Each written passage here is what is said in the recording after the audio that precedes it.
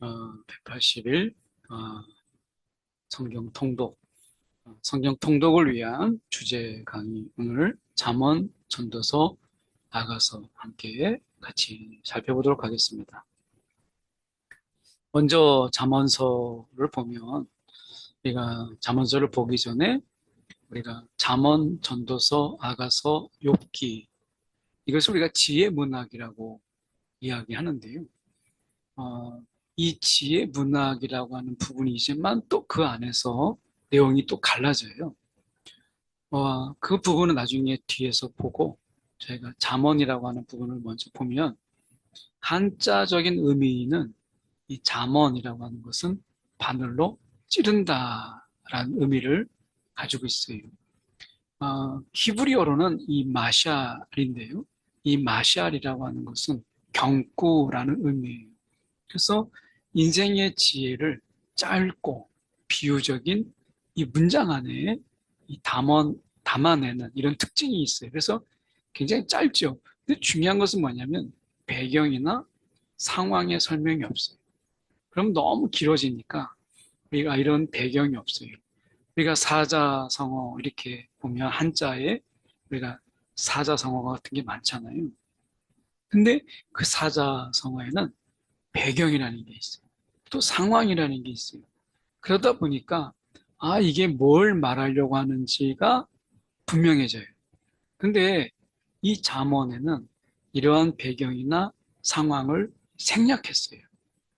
그러다 보니까 이 적용하는 데 있어서 지혜가 필요한 거예요. 잠언의 저자를 보면 우리가 한 사람에 의해서 쓰인 것이 아니라 다양한 저자가 있어요. 솔로몬, 지혜 있는 자들, 아골, 루멜 왕의 어머니.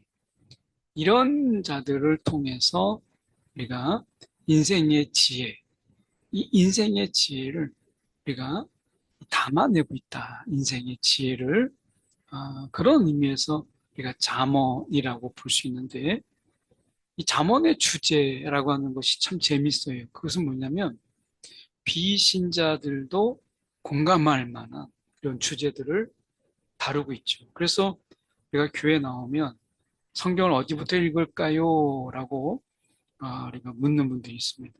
그럴 때 제일 우리가 권하기 좋은 책이 잠언이에요. 이 잠언에는 이 비신자들도 공감할 만한 언어들 그리고 주제들을 담고 있어요. 그래서 이 비종교적인 그 언어, 비종교적인 언어로 이 창조주 하나님의 메시지를 전달하고 있기 때문에 어떻게 보면 종교적인 언어의 장벽을 우리가 허물 수 있고 그 장벽으로 인해서 넘기 어려운 이런 어려움을 이 잠언이 쉽게 그 비종교적인 언어를 통해서 이 창조주 하나님의 메시지를 우리가 들을 수 있는 그래서 이 삶과 연관된 일반 은총의 주제들을 다루고 있기 때문에 잠언은 어떻게 보면 이 종교적인 틀 안에 갇혀 있는 우리가 비종교적인 그런 언어들을 통해서 그들에게 다가가기 좋은 이것이 잠언이다라고 하는 것입니다. 그러니까 이 잠언적인 이런 어떤 철학을 좀 본다면 우리 안에 갇혀 있는 종교적인 언어에 갇혀 있는 우리만의 이러한 삶이 아니라 어떻게 보면 그들에게도 하나님의 은혜가 있는데 그들이 하나님을 알지 못하잖아요. 그들 속에서도 삶과 연관된 이런 일반 은총이 있는데 그 은혜를 베푸신 하나님을 알지 못하잖아요. 그래서 잠언이라고 하는 거 하나님, 창조주 하나님의 메시지를 전달하기 좋은 책이다. 자, 잠언의 주제를 보면 알 수 있어요. 지혜라는 게 뭐냐라고 하는 거. 그것은 여호와를 경외하는 것이 지혜의 근본이다.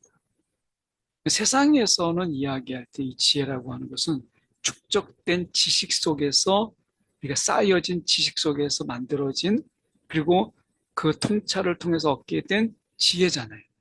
근데 성경의 지혜라고 하는 것은 그렇게 쌓아놓은 지식 속에서 우리가 발견되는 것이 아니라 여호와를 경외하는 것에 있다. 그래서 우리가 많이 배우지 않아도 우리의 지식이 우리가 막 쌓여 있지 않아도 여호와를 경외하는 것이 지혜의 근본인 거예요. 이것을 통해서 우리는 이 하나님의 지혜의 근본이라고 하는 것은 여호와를 경외함으로 인해서 생각하고 여호와를 생각하면서 우리가 행하고 하는 가운데 지혜가 있다. 지혜가 생긴다는 거예요. 그래서 여호와를 경외하는 것이 지혜의 근본이다 라고 하는 것입니다. 그러면 우리가 지혜라는 부분을 생각해 보면 여호와를 경외하는 마음으로 생각하고 행하는 이 모든 것, 이것이 참된 지혜라는 거예요. 그러면 하나님을 떠난 생각, 하나님이 없는 행함, 이거는 지혜 같지만 지혜가 아닌 거예요. 앞에서 볼 때는 정말 지혜처럼 보이죠. 세상의 지혜를 보세요. 돈 버는데, 또 성공하는데, 승진하는데 얼마나 지혜로워요? 근데 나중에 보면 하나님이 없는, 하나님을 경외하지 않는 그런 그들 속에서 생각, 그들 속에서 행함의 지혜가 나중에는 얼마나 또 미련하게 그들의 발등을 찍는가. 우리가 많이 보게 되잖아요. 여기서 말하고 있는 진정한 지혜라고 하는 것은 여호와를 경외하는 데 있다. 그래서 이 지혜 문학의 공통점은 여호와를 경외하는 데 있어요. 근데 약간 차이가 있어요. 잠언은 이런 실천적인 지혜. 잠언을 읽다 보면 바로 행할 수 있는 이런 실천적인 지혜죠. 그런데 욥기는 달라요. 전도서도 그래요. 사색적인 지혜다. 이렇게 이런 실천적인 지혜와 사색적인 지혜의 차이가 무엇이냐? 잠언은요. 신명기적인 이 신명기 신학을 바탕으로 한 인간의 인과응보가 담겨져 있어요. 그래서 인간의 성공과 행복이라고 하는 것은 결국 인과응보에 근거한다. 열심히 살면, 부지런히 살면, 내가 게으르지 않으면 성공하고 거기에 행복한 거예요. 이게 잠언적인 거죠. 그런데 욥기를 보세요. 전도서를 보세요. 헛되다. 욥기를 보세요. 죄가 없음에도. 물론 죄인이 아닌 사람은 없죠. 그런데 그가 죄로 인해서 하나님의 단련을 받는 게 아니라 죄가 아니라 연단, 더 하나님 앞에 더 가까이 나오게 하기 위해서 연단과 단련이죠. 뭔가 죄가 있기 때문이 아니라 그 고난의 이유를 알지 못하지만 그 고난을 통하여서 하나님께 더 가까이 나오게 하시는 하나님.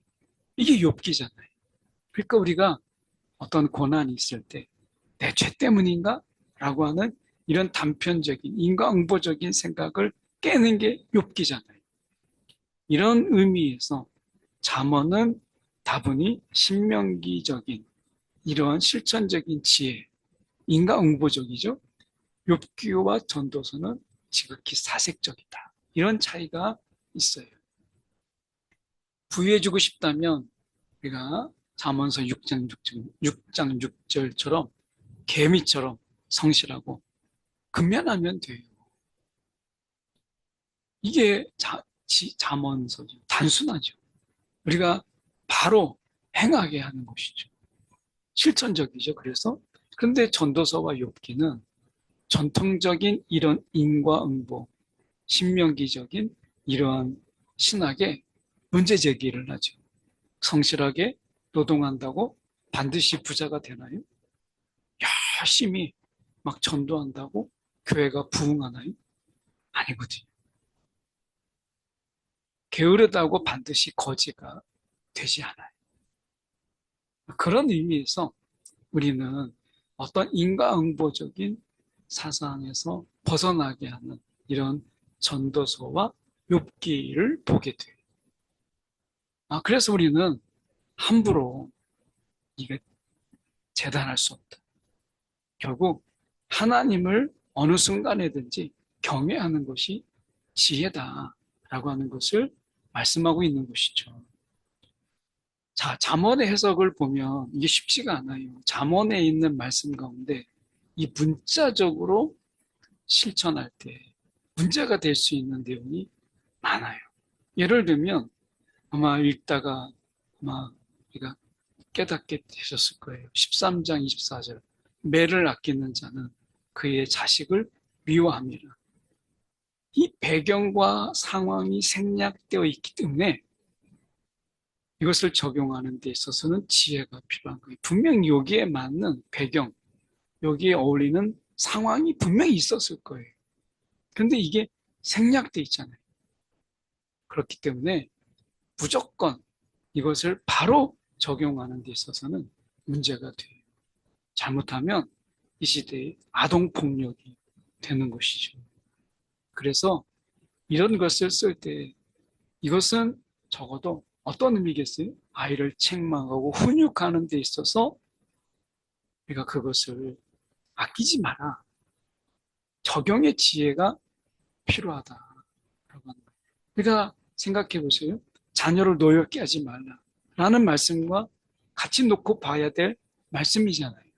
그런 의미에서 우리는 잠언의 이 해석은 문자적으로 그냥 실천할 때 문제가 생기기 때문에 지혜가 좀 필요하다라고 하는 것을 염두에 둘 필요가 있다라고 하는 것입니다. 전도서로 넘어갑니다. 전도서는 참 어려워요. 그 전도서는 우리가 코헬렛이라고 하는데 이 공동체 안에 전해 내려오는 지혜를 수집하고 편집하고 선포하는데 이 선포하는 자가 누구냐? 공동체의 지도자예요. 보통 전도서를 우리가 솔로몬의 전도서 이렇게 이야기하죠. 그런데 의문점을 가지는 분들이 있어요. 이 전도서를 보면 결국에는 이 자기 스스로를 돌아보게 되고 솔로몬 자체가 제일 전도서를 읽으면서 아마 가장 부끄럽고 그리고 가장 자기 자신에 대해서 자책하게 되는 이게 전도서인데 과연 솔로몬이 그런 지혜가 나중에 보면 참 지혜가 없잖아요. 그런 지혜가 있다고 말할 수 있나? 라는 부분 속에서 좀 어려운 부분이 있다라고 하는 부분입니다. 이 전도서 안에는 세계관의 충돌이 나와요. 헬레니즘의 제국 속에서 보면 이 헬레니즘 제국이 선전하는 새로운 신조, 그 새로운 신조들과 하나님의 백성으로서 이스라엘 백성들이 지켜온 이 고유의 가치, 이 가치관이 대립해요.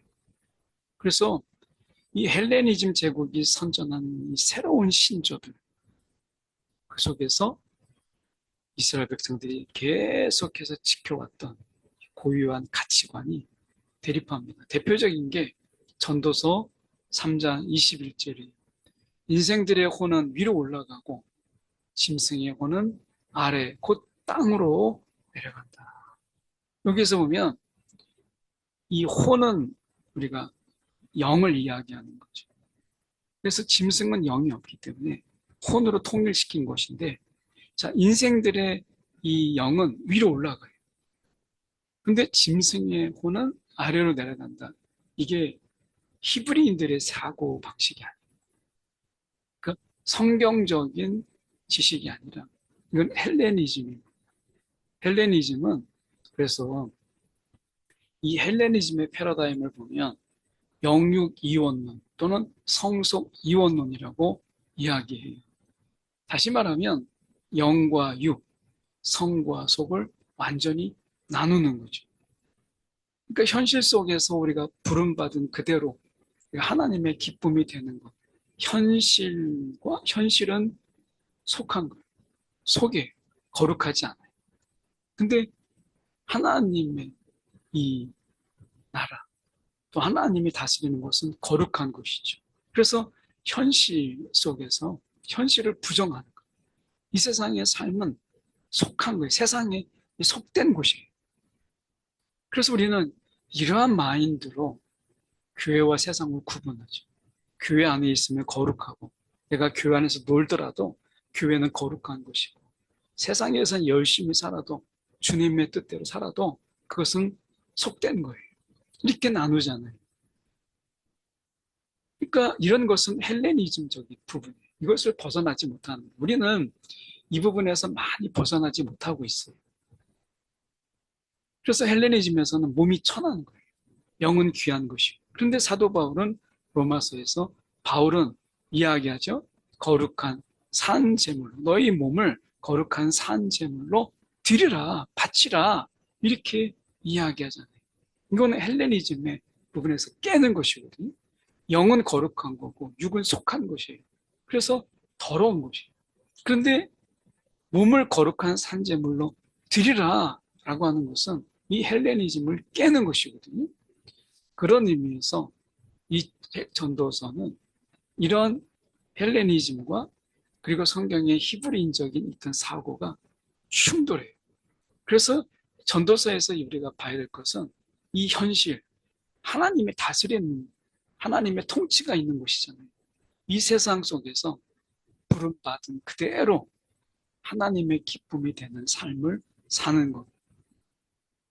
이게 어떤 장소의 구분이 아니라 이 땅에 살지만 부름받은 그대로 하나님의 기쁨으로 사는 것. 이게 중요한 거예요. 내가 세상에 있으면 속한 것이 아니라 세상에서 내가 매일 예배하는 마음으로 하나님의 뜻대로 살아가면 그게 하나님이 기뻐하시는 것이다. 라고 하는 것이죠.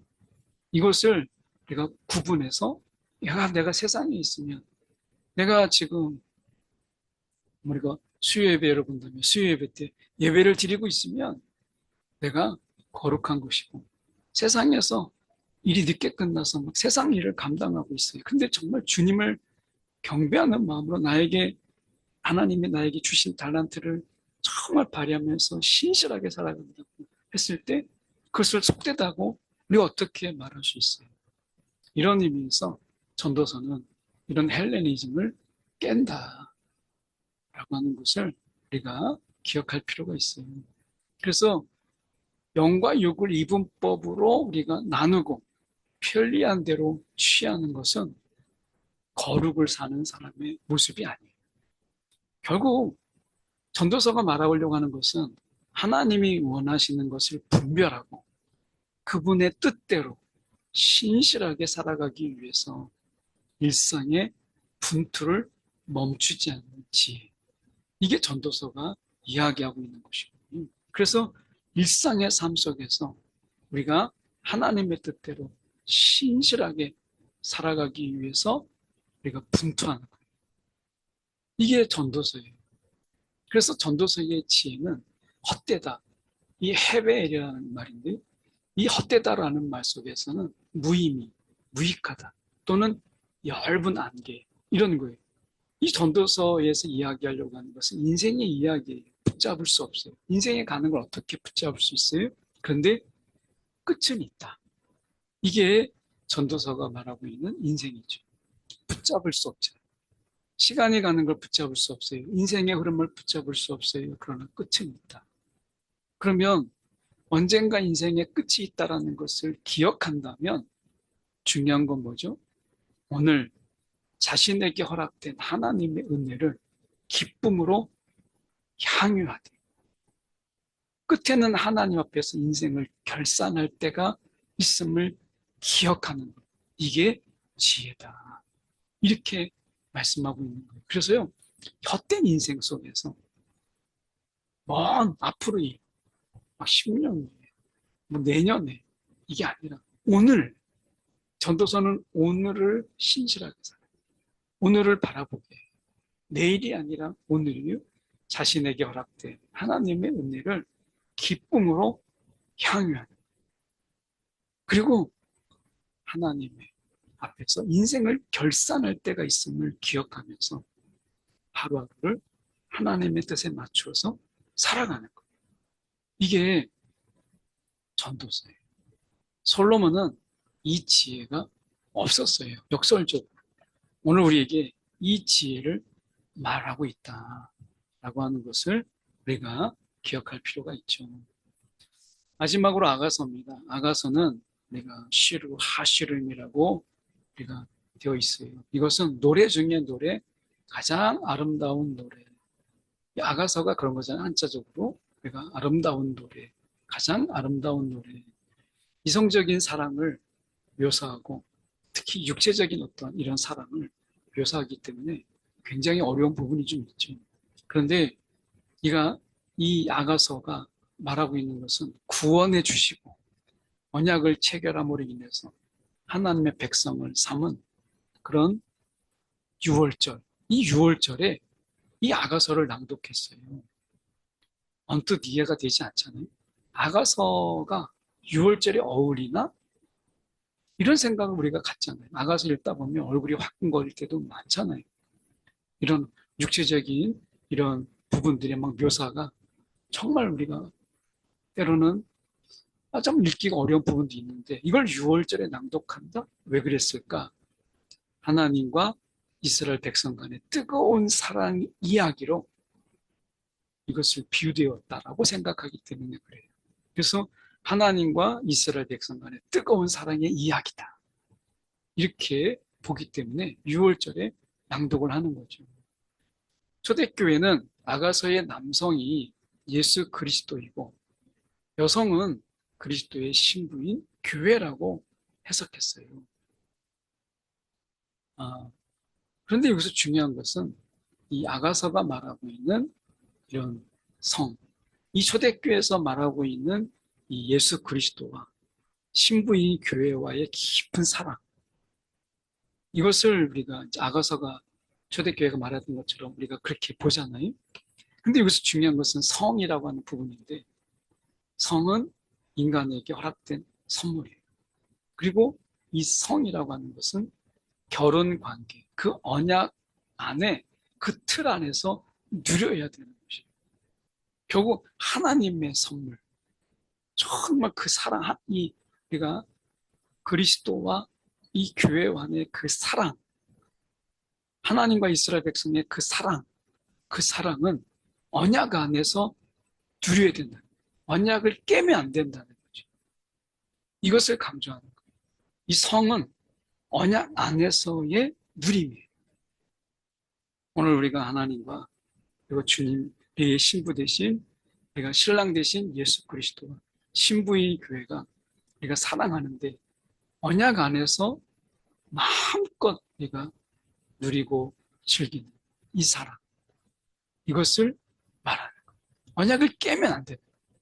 다른 데서 쾌락을 쫓아서는 안 된다라고 하는 것이 아가서가 말하는 것이고, 아가서는 통으로 한 편의 드라마나 연극으로 이해될 때 훨씬 더 우리가 아가서를 더 빨리 이해할 수 있는 부분이에요. 아가서를 이렇게 나눠서 보면 참 이해하기 어렵지만 한 편의 드라마로 쭉 보게 되면 더 잘 이해가 된다 하는 것 함께 기억했으면 좋겠습니다. 기도하겠습니다. 사랑에 많으신 하나님 아버지, 오늘도 저희가 지혜 문학을 살펴봅니다.